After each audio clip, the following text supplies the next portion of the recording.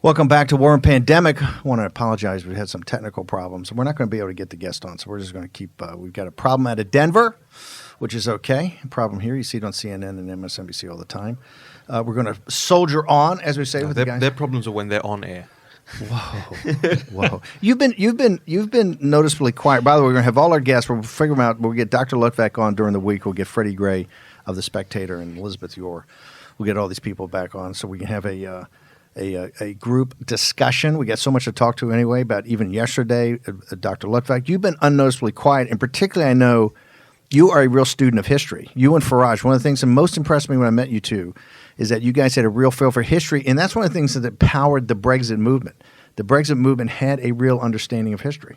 Yeah, I think. I was very interested to, and I'm sure we'll get the doctor back on at some point in this week. I was very interested to hear what he had to say and the recommendations that he would have for what the president should do, and what we were talking about before the break as well. I think, and Jason, I want to get your we'll go a little bit back and forth on this.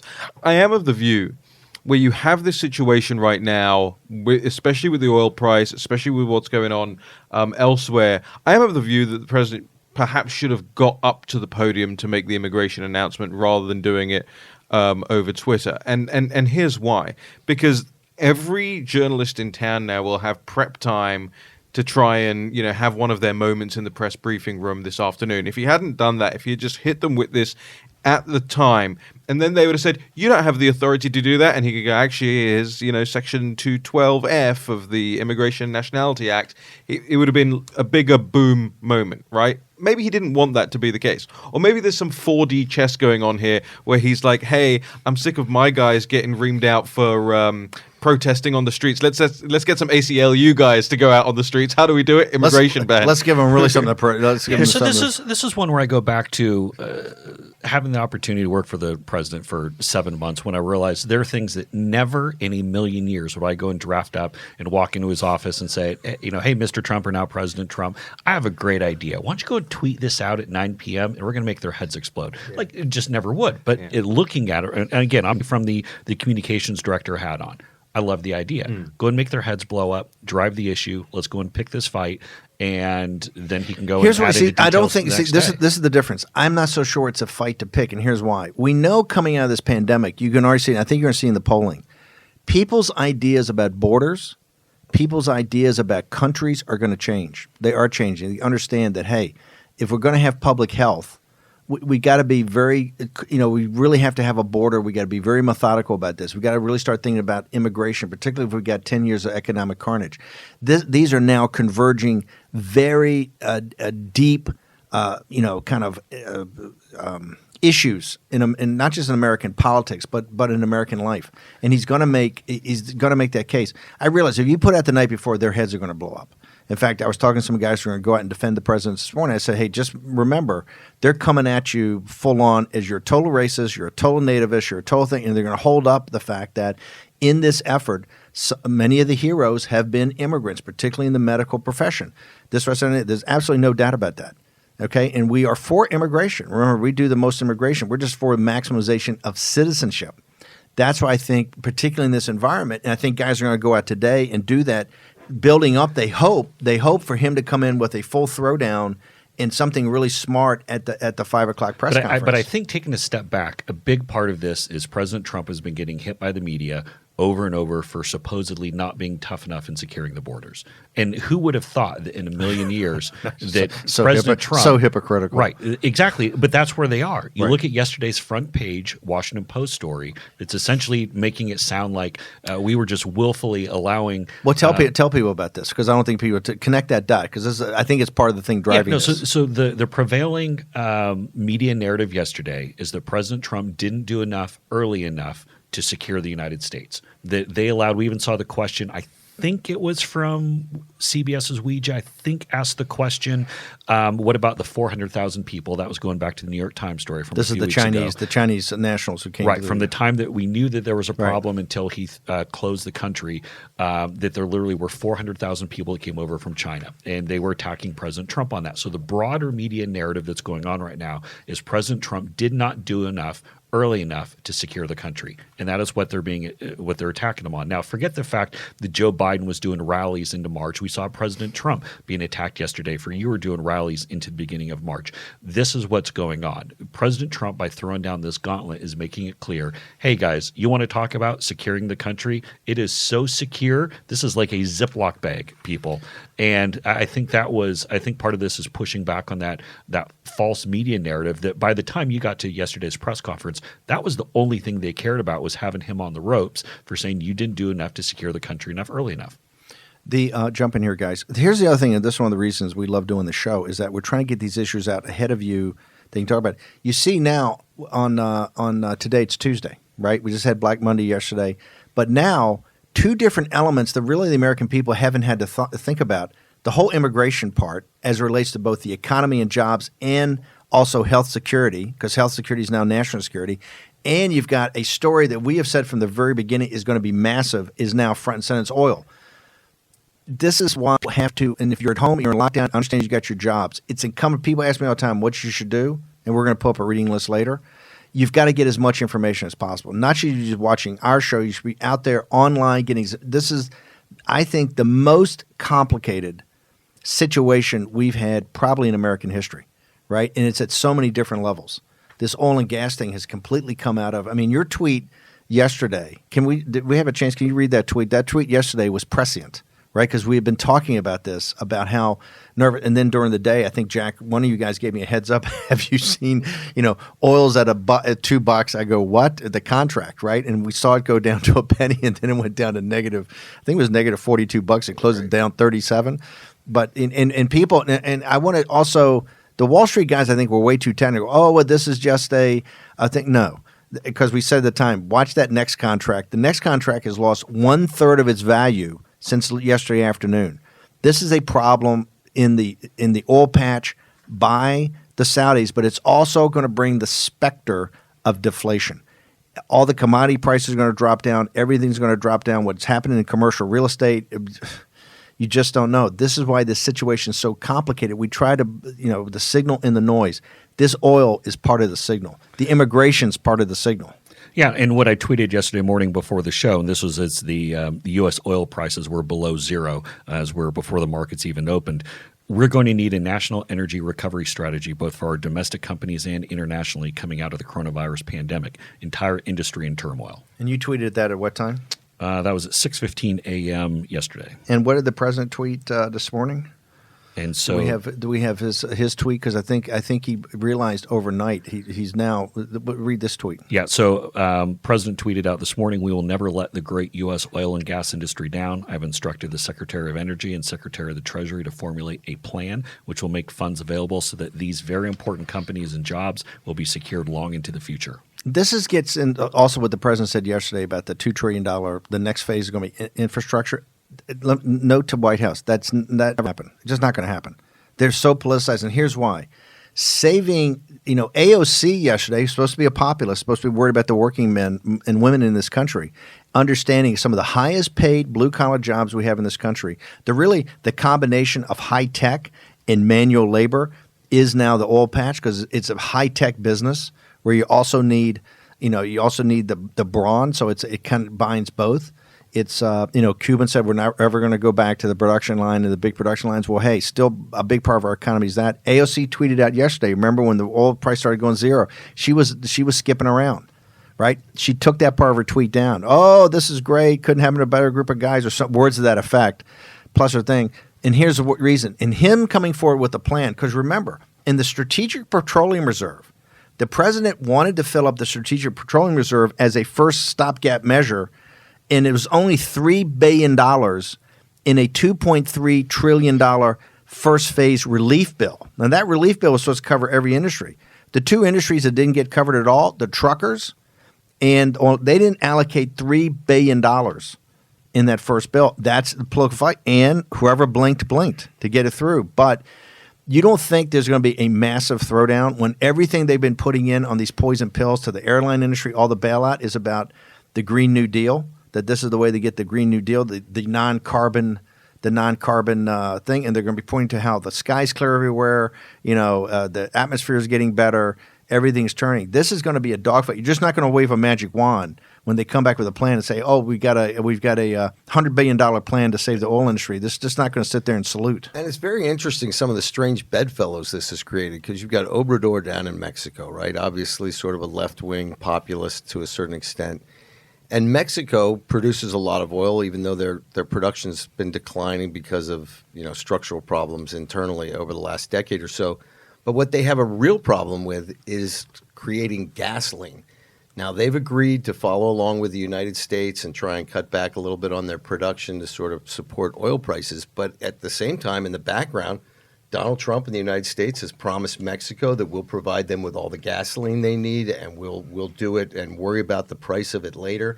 So in an interesting way, we're making a better alliance with Mexico perhaps going forward. And remember, Mexico has 27,000 Mexican soldiers on our border to keep people from coming across north. Look, Venezuela is the prize that China is looking for in this entire thing in the Western Hemisphere. Mexico, they were so inefficient in the way they took the oil out the first time. They're the new Saudi Arabia with fracking. You bring American technology and the American fracking thing. We can be energy dominant as a full spectrum energy dominant as a hemisphere. And that's right? the hidden lead, Steve, because of nationalism in Mexico, there's been no ability for foreign companies to engage in oil extraction in Mexico or even oil refining. But I would say this different. Like I wouldn't blame that on nationalism. I think that is the crony capitalism and the corruption of the Mexican elites. They've never even make a deal with the frack. Once we get the fracking guys down there, it'll have obviously at negative prices. We're not going to do that. Their revolutionaries nationalized it in the 20s, yes, it's basically been a welfare program for the entire Mexican state ever since. But that's what I'm saying. It's also it was a Pemex. It's been Pemex. Pemex has been so inefficient. How do you think this changes the dialogue today at the press conference? When he stands up, and there's been some controversy about his numbers dropping because of not the power moves he makes at the beginning, but the engagement with the press, afterwards, and particularly these things going too long. How do you think the two big things of immigration and oil and gas, saving that industry, and basically the Trump movement jobs, how do you think that changes the presser today? Well, I think in real time, Politico just popped a story that farm workers will be exempt from the immigration ban. And so there will be a couple of tweaks, I think, going into this. But it does sound like the president's going to go in and elaborate with a little bit more detail if they're starting to tease out some of these details. So I think we'll see power moves from the president on immigration. I don't know if we're going to see the power move that I would like to see on energy. I think he's going to – mean tariffs and turn the boats back, number one? Well, and then also tariffs. I think it would be smart. This would be the perfect day to have Robert O'Brien, who, by the way, the National Security Advisor, he has a really good op-ed in the Wall Street Journal today. All the times when President Trump has kind of gone against the grain and taken action here. This would be the day to have Brulette, Energy Secretary Mnuchin, and Robert O'Brien stand up there and address, here's what we're doing at a geopolitical level on the oil aspect, and here's how we're going to put this plan together. Then bring in Chad Wolf, Ken Cuccinelli, and bring them in to talk about what we're doing on the immigration side. That's what I would love to see today. Do you think they now go to what our recommendation has been for the last 2 months? You bifurcate this thing and you have the economic and geopolitical and national security working group, and then you have the public health care? Because it's kind of hard to sit there and have Fauci talk about diagrams and Ambassador Dr. Colonel Burke sit up there with her charts now. When you're going to have the geopolitics, you're going to have oil and gas. You're going to have. I mean, it gets to be pretty I love it, but it gets to be pretty overwhelming. Okay, hashtag War Room Pandemic.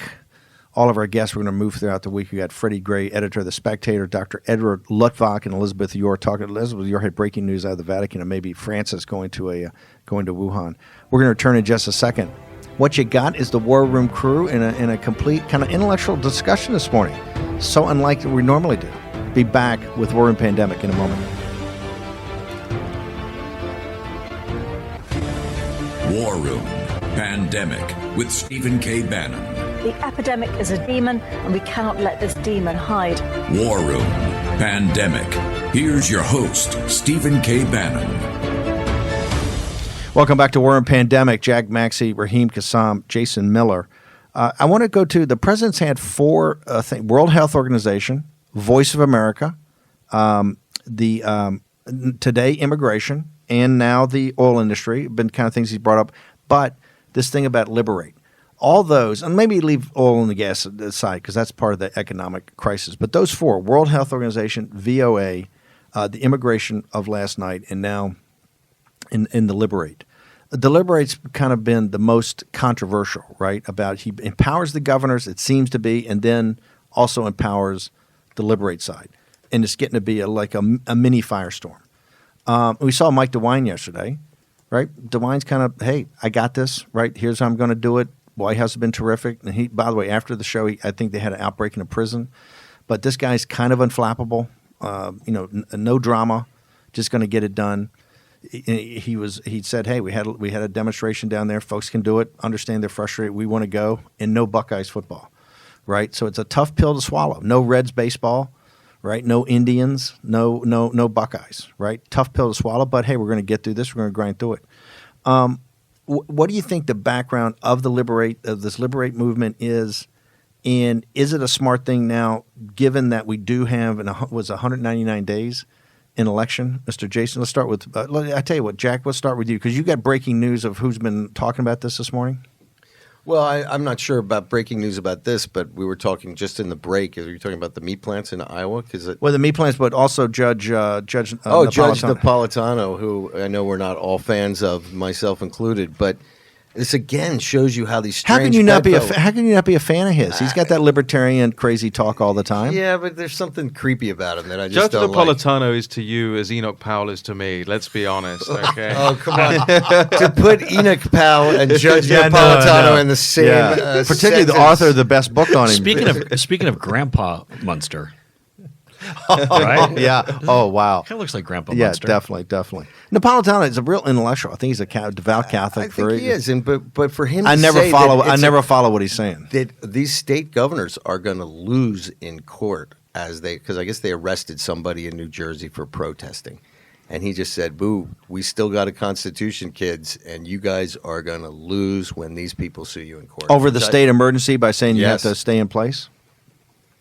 Interesting. Talk to us about the breaking news out of Iowa. This is fascinating to me as we talk about how supply chains break down in Iowa, where 1/3 of all the pork in America is produced and processed. The governor has put out 250 National Guard troops to go and test workers, things like that, kind of secure two big plants there, the Tyson Food Plant and the National Beef Packing Plant. Now, what she said, which is really kind of frightening, is she said the disruptions are stoking concerns about whether or not we're going to get enough fresh meat. And the problem is they're talking about having to euthanize pork or pigs because they can't get them processed. So the farmers are losing out because their prices for the beef or the pork on the hoof is dropping, while the consumers' prices are rising because of lack of supply because they can't get them through the processor. So these are things that we really got to start paying attention to. But this is what they were headed. This is what Secretary Perdue. They came out with the $18 billion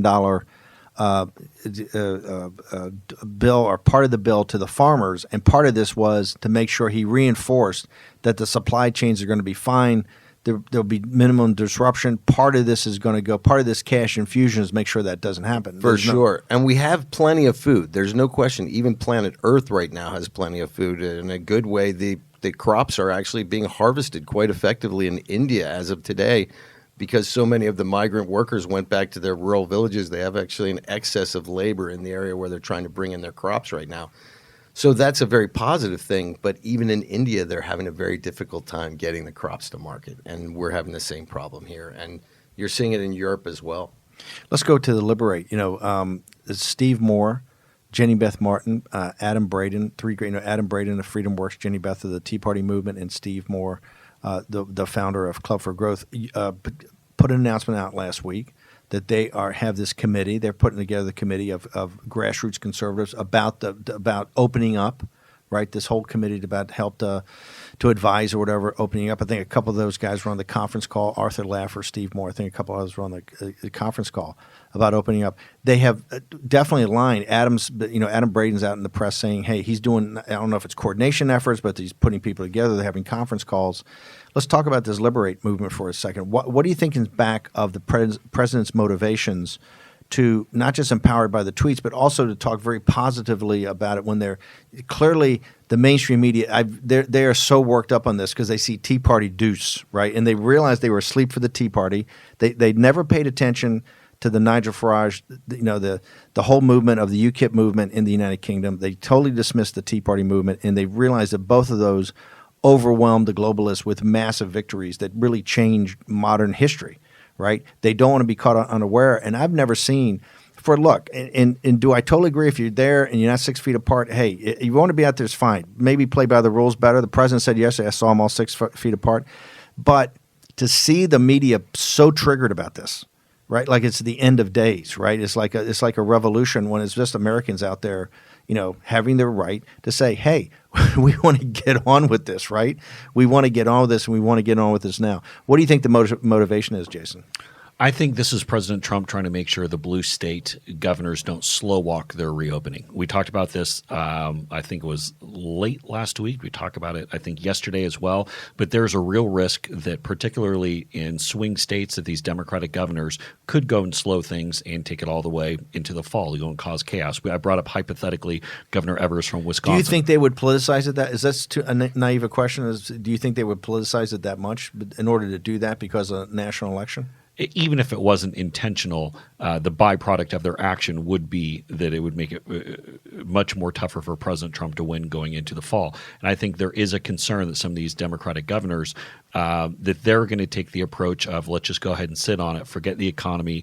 We'll come up at some point, in August or in September or whenever it might be. I think President Trump's trying to light a fire under him. That's what I think this is. Is the best way to do that, though, to have, particularly Abbott and DeWine, who have been kind of role models in this thing, and I'm not saying Kemp, DeSantis, and Governor McMaster down in South Carolina have not, but at least DeWine was ahead of this, real political courage in shutting things down early, the first guy. Abbott was very hesitant to shut things down, but is the pressure will be put on the Democrats by two Republican governors or red state governors coming out of this in an organized fashion, understanding as they have both said that here's number one, and then have Kemp, DeSantis, and McMaster's all follow that. So then you've got this kind of flood of opening up, commerce starting again, but in a way that you see is safe, or to have is it more to empower those governors, or is the Liberate movement, you think, a smarter way to get the Democratic governors to focus? Well, because he only targeted those couple of states. Mm-hmm. And what was it? Minnesota, Virginia, and Michigan. Right, those three. Okay, well, those are all. Well, I don't think he targeted. I think it was spontaneous of those guys. He just saw it and saw the media reports and decided to back them. Right, but you don't see the rallies with that same energy in the Texases or in the Floridas, or you've seen some activity in Florida. Mm-hmm. DeWine said he had a little bit of thing in Columbus. I don't know how much it was, quote unquote, as spontaneous as some of the early Tea Party stuff as well. Let's be very clear about it. There are some sponsorships going on there, and I think we have to be honest about what this thing is. Well, the sponsorships though were from the Second Amendment guys, right? It depends on which state you're looking at. There was some. Well, I'm talking about specifically. They're blaming it on this family. I think it's the Second Amendment guys in Virginia, Michigan, and Minnesota. I think those three initially were from the Second Amendment, which I've got no problem with. Well, right? and we're big supporters of the gathering in Virginia for your gun rights. But you also had in some of these places some Koch-funded organizations pushing this stuff. And look, we have to be very careful here because everybody in every group is going to use something in this to serve their own benefit, right? And what I think I want to get to the bottom of is, and look, there's a level of genius about it where the president's going to be able to say in November to certain people, no, I didn't want to reopen in a rush, and then to other people, yes, but I did want to get you back to work, and here's the evidence for that. So the media's looking at this now and thinking, oh, he's a hypocrite, or it's contradictory, or whatever. He's actually going to be able to point to specifics and go, here I said this for these people, but here is very clear that the slow the spread was still applicable remarkable for these people. But here's the other question that people need to be asking themselves. I get that the nation is hankering to get back to work and open the economy, and everyone wants to get outside. We are social animals. But the other part of it is there is a fundamental underneath all of this that isn't being addressed. There are fundamentals about the economy. There are fundamentals about America's role in the world. There are fundamentals about all this liquidity you're seeing. The French are now talking about €1 trillion, up from 400 billion last week, talking about another trillion here. You've got all these other things that I think is going to go over the heads of people, and I hope it doesn't. I hope in as much as they campaign hard and are focused on getting themselves back to work and putting food on the table for their families, I urge people all across the Western world to also look deeply at what has led us here and how we don't just return to the pre-coronavirus normalcy that actually created this level of unpreparedness for us in the Western world. I got one brief comment to say about this support of this movement. You know that I've been kind of one of these guys who we need to open it up. But I do think there's a biological risk and a political risk here because clearly the consensus is that this stuff's coming back in the fall and coming back in the spring perhaps. And they had the editor-in-chief of the journal Vaccine, a professor of medicine at Mayo Clinic half our in audience, Rochester. Half our audience is in full meltdown right now. He just said yesterday, this outbreak has predominantly been on the two coasts. Wave 2 will be in the interior of the country where there are a lot of susceptible people because they haven't had it yet. So I think there might be a political risk if those guys take it harder in the fall than the coast did in the spring. We're going to come back and get to all of this. By the way, breaking news, the 10-year Treasury is at 0.55%. That is not good, ladies and gentlemen. Short commercial break. Will return in the United States of deflation in a moment.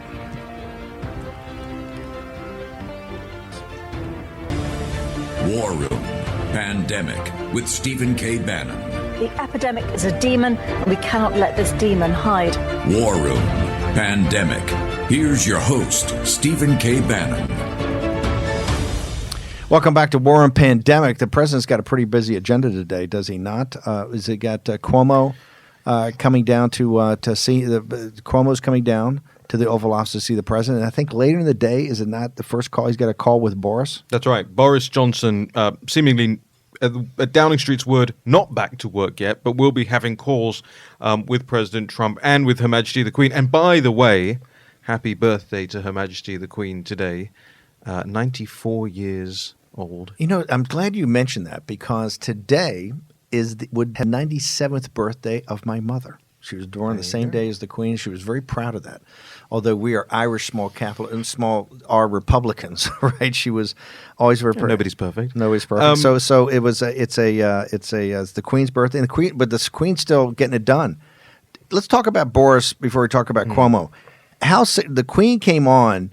I hear people say he was actually sicker than they let on, and he maybe should have been on a respirator, but they didn't want to do that. They thought it sent shock to everybody, so they took care of it. I'm hearing also that maybe he wasn't that sick at all and maybe had other issues. Well, we covered this on the show the other day, remember? I mean, there was this Guardian article that did a kind of deep dive into their sources within the government, within the bureaucratic class, within the St. Thomas's Hospital, and word basically came out he wasn't on a ventilator. He wasn't, but he was taking up a bed that had a ventilator attached. He wasn't using a CPAP machine. The oxygen was administered via a mask. He didn't lose any weight. He was walking around Chequers quite freely the week after he came out. So there was all of this intrigue around actually was he that unwell? Or was this maybe even something else that knocked him down? Was he run down? Was he did he have a breakdown? Was he not able to lead the country in this time? So there's all this kind of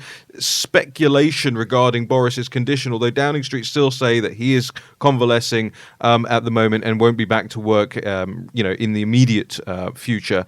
At the same time, you've had now the Queen having to sort of step up to the plate. She's done 2 addresses, remember. She did the original address the weekend that Boris went into hospital and then did the Easter weekend address as well, which is absolutely unheard of for the monarch to address the nation. president twice in a row like that, let alone the last time she did for a non-Christmas day, which is her usual annual address, was back in when Diana died, I believe it was.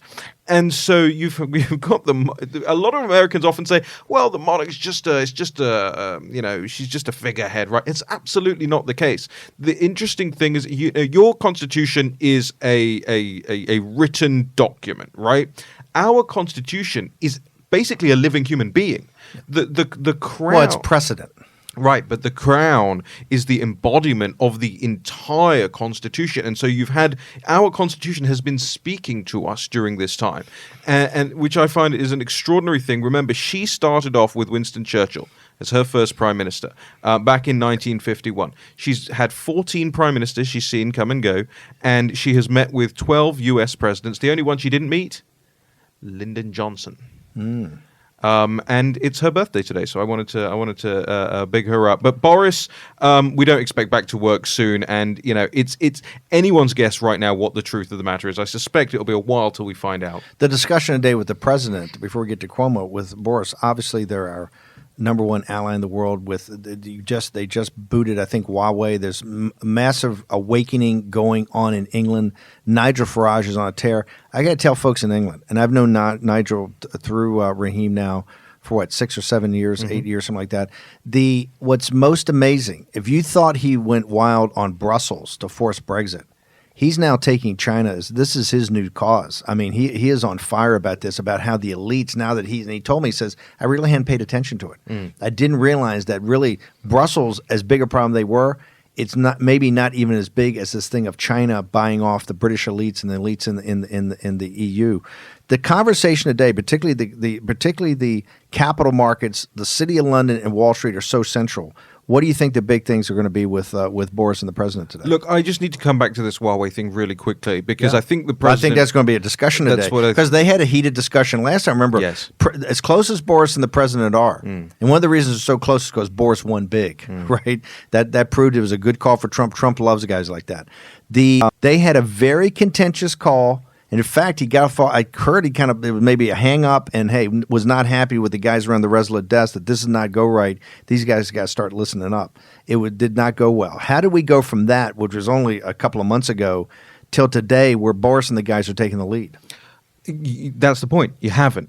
A lot of the stories coming out about the Huawei stuff are not true. They are the backbenchers, the Conservative Party backbenchers, the Foreign Affairs Committee, and so on and so forth, pushing the story that Britain is going to drop Huawei from its 5G. Oh, you're saying it's not accurate. It's not accurate, and I keep trying to. I'm seeing this at breaking PJ news. Media and all these places. It's not accurate. Why do you say that? The decision has not been taken, and the rumor is that the bureaucratic class are pushing back quite heavily, saying that we took a decision on this already. We said that they're going to have no more than 30%. Hang on, stop. You're telling me the British civil servants that really destroyed the Brexit, after Brexit was voted on, for 3 years, the reason this didn't happen is the British civil servants said, we don't want it to happen.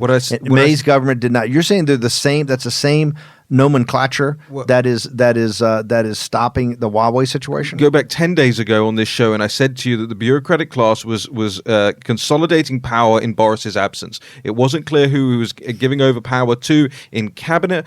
Dominic Cummings was self-isolating, and so you had Mark Sedwell. So Mark Sedwell, who was due to take over as the ambassador to the United States, who actually is the senior-most bureaucrat in the United Kingdom, who was amassing power, and it's that same bureaucratic class who's now pushing back and saying, no, we took the decision over Huawei already. We're not going back and revisiting it. Now, if you want my soothsayer on this, I think they will revisit it, and I think it will change. But as of this moment, this is why the call with President Trump is going to be so important today.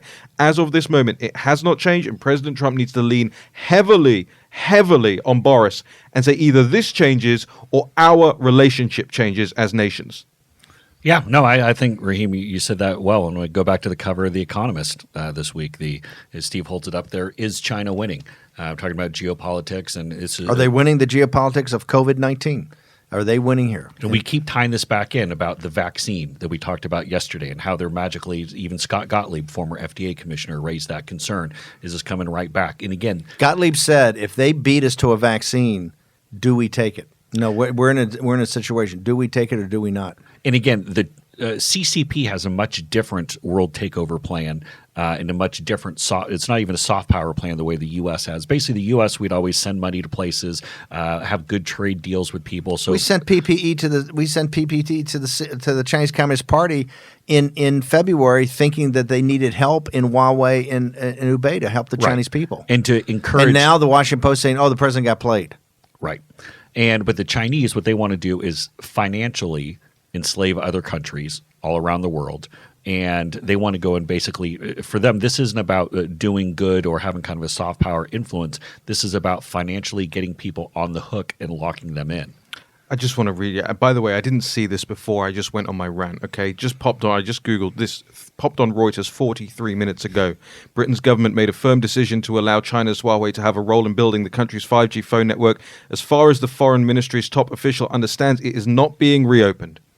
Okay, this is going to be another heated discussion today with President Trump because he's really focused on this. Another side of this, though, is let's remember the betrayal of the elites inside Britain, not just the bureaucrats. You had Tony Blair, you have all these guys, David Cameron, on the hook, on the payroll. And this is going back to what we were talking about earlier about Saudi Arabia and China. Listen, these guys don't get pushback because they pay people to keep their mouths shut. I think we ought to pull the Farah thing. I think Saudi Arabia's got pays $20 million a month for representation here in this very town. Let's remember what Bandar said 20 years ago when they said, hey, how do you get along so well with the U.S. Senate? He goes, because they see how we pay them when they retire and they all fall in line.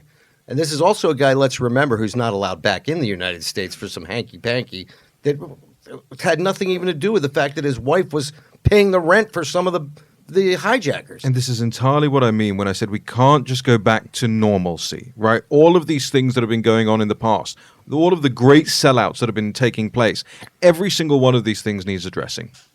Talk about this. I want to pivot now to Governor Cuomo. As Governor Cuomo, we've been very complimentary about Governor Cuomo and his activity. I think that his press conferences got a little too whiny and too long. And the tell there is when the broadcast networks in New York that were covering it wall to wall started cutting him off a couple of weeks ago. It just got to be too much. The thing that stunned me in everything he did, the day he sat there and goes, "Who would have known that all this stuff was made in China?" It's like you're the governor of one of the most powerful states in the union. You're the governor of the state that has New York City, the world's capital market, in it. And he sat there, and you could tell he wasn't making it. He was surprised that who would have known that China made all this stuff. Remember, he was just whining, and then kind of kowtowed, and they came through with some PPE. But it showed, particularly if he's got presidential ambitions, not exactly a firm grip. One of the things you ought to do, Governor Cuomo, is start subscribing to like the Financial Times and maybe the Economist and just read up on this stuff. It would not surprise you, or just listen to War Room Pandemic. It's free. See, we're free. We're free. The Economist, the Financial Times is expensive to get delivered here in the U.S., but the War Room Pandemic, we read it out for you basically every day anyway. Exactly. So. Hit the highlight reel. Yeah. Okay, let's talk about Cuomo. This is a big moment for Cuomo because there's active talk, although the polling for Biden is looking pretty impressive. Like, we don't put a lot of stock in the polls, but he's in the witness protection program, and there's been a lot of talk, at least up to a couple weeks ago, that maybe they have a convention where they trade out Cuomo. So you could theoretically be seeing the pregame for the title fight, right? You know what the ultimate power move today would be? Invite him to the podium.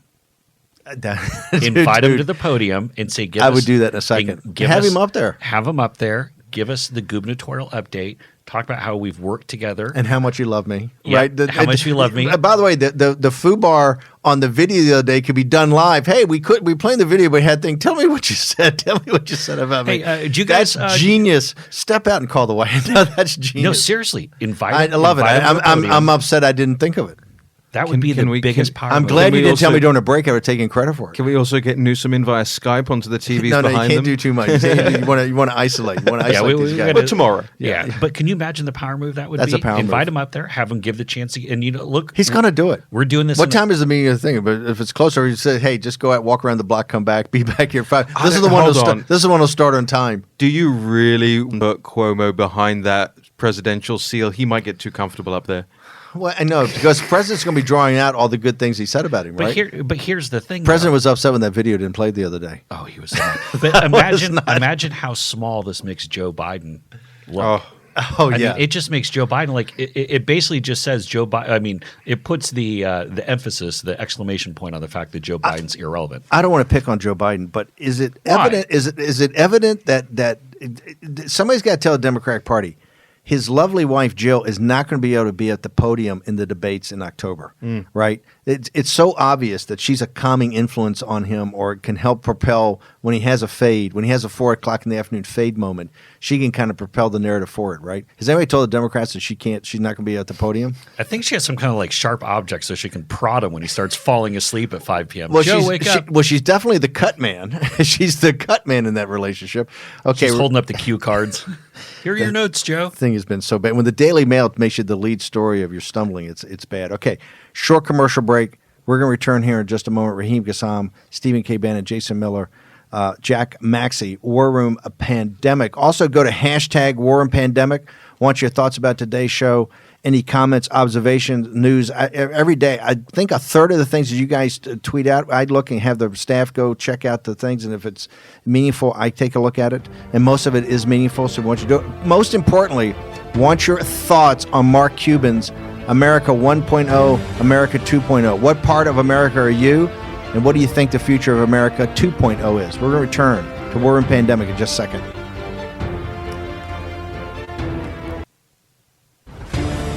War Room Pandemic with Stephen K. Bannon. The epidemic is a demon, and we cannot let this demon hide. War Room Pandemic. Here's your host, Stephen K. Bannon. Okay, we got breaking news. They've had the call, just had the call with Boris Johnson. Any updates? That's right. Downing Street has provided a short readout of the telephone call between President Trump and It's short Prime Minister. because the president hung up on him. Yeah, the Prime Minister, click. The Prime Minister spoke to President Trump this afternoon, thanked him for his good wishes while he was unwell. The leaders agreed on the importance of a coordinated international response to the coronavirus, including through the G7, which the U.S. currently chairs. Smart. They also discussed continued UK-US cooperation in the fight against the pandemic. The leaders committed to continuing working together to strengthen our bilateral relationship, including by signing a free trade agreement as soon as possible. That goes back to, obviously, the Brexit stuff, which isn't going away in the United Kingdom and in the news cycle there. It obviously doesn't mention Huawei, but I would be surprised if the Downing Street readout did. Why? Because Downing Street will be embarrassed if the president's had to bring up Huawei on that phone call, given how much discussion has been going on. And by the way, the U.S. government, legislators, the executive branch, they've all been very clear about this towards the United Kingdom and their counterparts. I suspect if it was raised on the call, we might get a hint of that from the White House readout later on. You think any of the reporters in the Brady briefing room today are smart enough to ask about that? They zero. should be if they're listening to this show, which Yeah, I know some of them are. No. So take the hint. It does not. Does not. As bring always, I reserve comment on the president's calls until I find out what Lieutenant Colonel Vindman and Eric Cimarella think about it. It's a perfect call. Wait, who? Eric who? Exactly. Whoa! Whoa! Wait, who is that? I don't- Oh, is he number one or number two? Whoa! Does he have his book deal yet? Before we go to, I want to play the Nancy Pelosi thing from the campaign because look, this thing is getting highly politicized, right? We want to pull the country together. Hope it doesn't, but it's just the reality. But tomorrow, Jack, I want to go into. They're hammering the president before immigration, and I think a little bit this was the misdirection play on testing. And I saw all the guys last night. When I think we got to have on the War Room tomorrow. Let's walk through where we really stand with the testing. I think that one of the unspoken things here is the reagent problem, and they keep saying it as it comes from overseas. It doesn't come from overseas, ladies and gentlemen. It comes from China. India is the first people to tell you their problem. Everybody thought when we first started this, remember we had Dave Ramaswamy, had Hatfield, all the original part of the team. Guys were going to be getting back here on and off. But they kept talking to the time, well, we have an alternative in India. It turns out India ceded the ground of a lot of these the APIs to China just over the last 4 or 5 years, unbeknownst to them. It was a wake-up call for them. They were kind of fat, dumb, and happy, thinking, "Hey, we kind of got this." And they looked at it and said, particularly the reagents, something about this testing that nobody's talking about. I think the part is that just like PPE, the reagents is controlled by the Chinese Communist Party. Hey, we heard what Governor DeWine said yesterday. This is a big issue on the reagents, and this is going to be a massive aspect to the recovery. Stephen Hatfield said, I think on episode 2 or 3, that the process that CDC had at the time, he was not a fan of. And the reason he was not a fan of it, he said it's more of an art than it's as much an art as a science, which is, I said, hey, does this thing supposed to be mass about herd immunity? He says, oh, yeah, you got to have mass testing at some point in time coming fairly shortly. I said, how do you have it if it's art? Art doesn't lend itself to mass production. Also, the complications of taking it back to Atlanta. Now we've got to the fact, and Rosemary Gibson brought this up in January, right, that the problem you're going to have on your personal protective gear, and she didn't know at the time, they're vacuuming it up from all over the world. Right. But particularly, this reagents is going to get to be a big deal. It's one of the reasons we see this polling on China, which is, I think, it's the most united the country's been, even more than after 9/11 on a topic, right? Because there was still some question in 9/11 about how much is our fault. You were united, at 75%, not at 9. I've never seen 90% is December 8th, 1941. Which, by the way, is not even then, because we still weren't going after to Germany. It was probably December 11th, 1941, right? That united. So we're united, but you haven't seen the campaign. The White House has still been a little hesitant. The campaign ad hasn't come out. There's some uncertainty. Probably something. This thing on testing is going to come to a head, right? You're hearing he's getting hammered by the financial guys when he's having his conference calls. The first thing they're bringing up, and they're just repeating to a large extent what the media is saying. And the media hasn't come down to, and the media is going to have to face the fact that half of their broadcast at night should be about the CCP and what's going on in China. CNN's starting to do a little bit, but they're little packages here and here and here, not the main batteries picking up. Did we want to play the Pelosi thing? Let's play. Did we come? Okay, so it's for the TV crowd, you get to see it. For our radio audience, you get to hear it. Yes, and for anyone who's a student of French history, you'll remember Nancy Antoinette when she said, "Let them eat ice cream." We turn now to that $350 billion fund to help small businesses and its workers get through the shutdown. It will be up to Congress to restock it. But Democrats blocking that move this morning. They asked for $250 billion in 48 hours. I said, well, I don't think so. They objected, and I congratulate the Senate Democrats. Speaker Pelosi, what are you going to share with us from your home? Chocolate candy. Thousands have been forced to wait for hours at food banks all across the country. This is chocolate, and then we have some other chocolate here. We just got it restocked with the ice cream. You don't want to eat up everything all at one time. I can't do it much longer. I'm trying so hard. We were, shall we say, enjoying. Having to admit that, we're starving, and I like it better than anything else. Taping this segment, there are 22 million people out of work. This specific program is about stopping job losses today. This is hurting people bad. Other people in our family go for some other flavors, but right now it's survival move. You don't know where that next something else is going to come from. I don't know what I would have done if ice cream were not invented.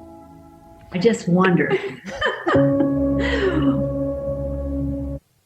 The imagery, too, you're cutting back and forth between her in front of like a $50,000 refrigerator in one of these high-tech kitchens, and she pulls the rack out with the ice cream. They're cutting intercut. It's a powerful ad. They're intercut with the bread lines, with the food bank lines, and these people at the push to the edge. You two guys, and we only got about a minute left. Who on her staff told her that was a good idea? Is that just her doing it? You can't tell Nancy Pelosi what to do. You think her staff are constantly said, "Hey, here's how we're going to do this." You think she just wings it and just I want to be in my kitchen, and then her entire staff is just ordering Uber Eats from the local vegan deli every single night. I mean, do you think any of them are worried about normal people? Because this will stick around forever. This is Nancy Antoinette, and I think she's a master political strategist. She just got a flat tire in this one. How would you have let that happen? I would urge whoever did that ad gets a pay rise, because that is one of the most powerful ads. It's very powerful. Yeah. And the Trump campaign is going to carpet bomb this. I'll tell you, in the upper Midwest, remember, we're shedding 1 million jobs a day. All of this caused by the Chinese Communist Party. The American people are now woke to that. It's what we're going to do about it. Is Nancy Pelosi going to step up? We'll talk about it tomorrow morning at 10 a.m. Thank you. Go to #WarRoomPandemic.